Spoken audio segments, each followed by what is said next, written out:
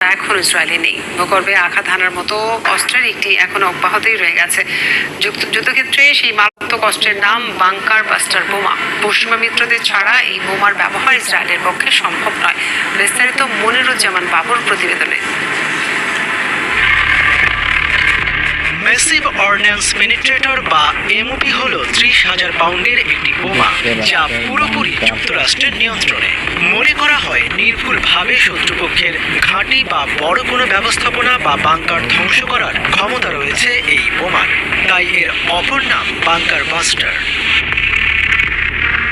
ইরানের Fordow fuel enrichment প্ল্যান্টকে এখনো বাগে আনতে পারেনি ইসরায়েল, কারণ ইরানের ওই পরমাণু কেন্দ্রের অবস্থান মাটির নিচে।